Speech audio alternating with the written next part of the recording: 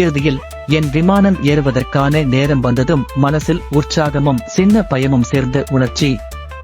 இப்படி பயணம் செய்வது மிகவும் அமைதியாகவும் ஓய்வுகம். சுமார் 6 மணி நேர பறப்புக்கு பிறகு கத்தார் சென்றடைந்தேன். அது நேரம் நள்ளிரவு. எத்தனை நாளாக பிரிந்திருந்தேன் என் அரை ஜன்னலிலிருந்து கடல் தெரியும். நான் என் லண்டனிலிருந்து கொழும்பு வரை பயணத்தின் முதல் நாள்.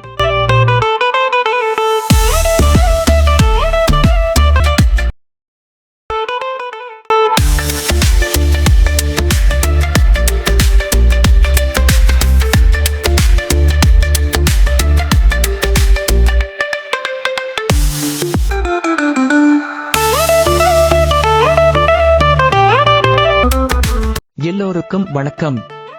சில மாதங்களுக்கு பிறகுதான் இந்த வீடியோவை வெளியிட முடிகிறது. இலங்கை பயணத்திலிருந்து திரும்பிய பிறகு எதிர்பாராத வேலைகள் வந்துவிட்டதால் நேரம் கிடைக்கவில்லை.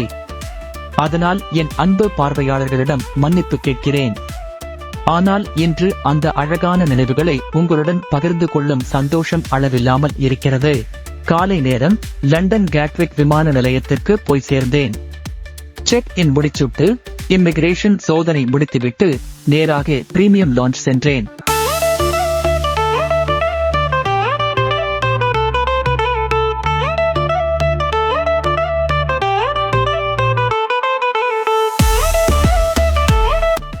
அங்கிருந்த சூழல் செம்ம அமைதியாக இருந்தது. சூடான காலை உணவு, காஃபி எல்லாம் சாப்பிட்டுவிட்டு கொஞ்ச நேரம் அமர்ந்து ஓய்வு எடுத்தேன். There were dim lights in the lounge. முழுக்க ஒரு நிம்மதி உணர்வு. I took a moment to enjoy the lounge atmosphere, really peaceful and cozy. இறுதியில் என் விமானம் ஏறுவதற்கான நேரம் வந்ததும் மனசில் உற்சாகமும் சின்ன பயமும் சேர்ந்த உணர்ச்சி. இப்படி பயணம் செய்வது மிகவும் அமைதியாகவும் ஓய்வுகவும் இருந்தது. I started walking to my gate. The airport was quiet and peaceful at that hour. மதிய நேர பயணமாக இருந்தது என் விமானம். ஆனால் சுமார் 45 நிமிடங்கள் தாமதம் ஏற்பட்டது.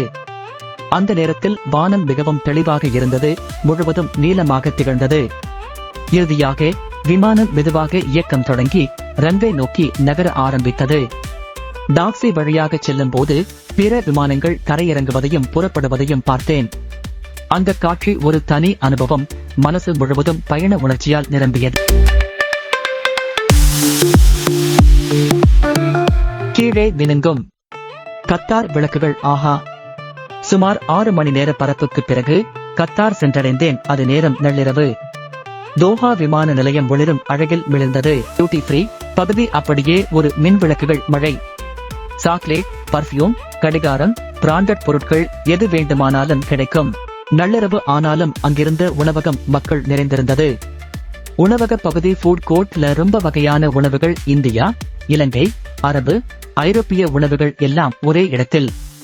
காபி வாசனையிலிருந்து புதிய பிரெட் வாசனை வரை அந்த இடம் முழுக்க உணவு வாசனையால் நிறைந்திருந்தது. நான் சூடான இரவு உணவு பீட்சாவும் சிப்ஸும் வாங்கியிருந்தேன்.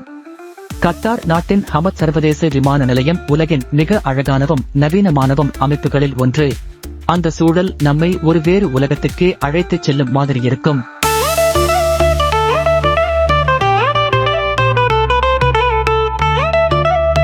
அதிகாலை நேரம் கத்தாரிலிருந்து கொழும்பு செல்லும் விமானத்துக்கு ஏறினேன். ஜன்னல் இருக்கை கிடைத்தது. அதே சந்தோஷம். சூரிய உதயத்தின் காட்சி, செம்ம மயக்கம். மேகங்கள், மென்மையான ஒளி, சொர்க்கம் மாதிரி. விமானத்துக்குள் தமிழ் பேசும் குரல்கள் கேட்கும் போது மனசு நிகழ்ந்தது. இறுதியாக விமானம் கொழும்பில் தரையிறங்கியது. சக்கரங்கள் தரையை தொடும் அந்த நொடி புன்னகை தானாக வந்தது. அந்த சூடான காற்று, மண் வாசனை, எத்தனை நாளாக பிரிந்திருந்தேன் என்று தோன்றியது. மதிய நேரம். நான் தங்கியது சின்னமன் கிராண்ட் கொலம்போ ஹோட்டல், கால்பேஸ் கடற்கரைக்கு அருகில்.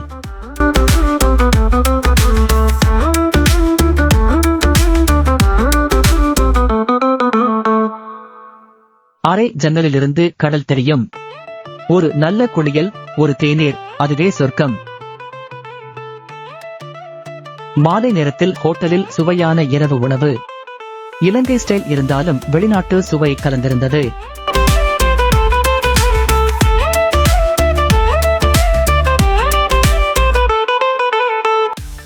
இரவு உணவுக்கு பிறகு சிறிது நடக்க நினைத்தேன். கால்பேஸ் கடற்கரைக்கு போனேன்.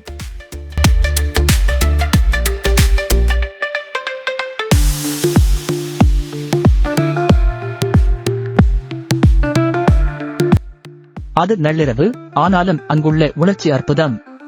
சிலர் இன்னும் கடற்கரையில் அமர்ந்து காற்று வாங்கிக் கொண்டிருந்தனர். கடல் காற்று முகத்தில் அடிக்கிறது, மனசு முழுக்க அமைதி. அங்கே நின்று ஒரு நொடி நான் நினைத்தேன், லண்டனில் இருந்த நான் இப்போது என் நாட்டின் மண் வாசனை சுவாசிக்கிறேன். இதுதான் என் லண்டனிலிருந்து கொழும்பு வரை பயணத்தின் முதல் நாள்.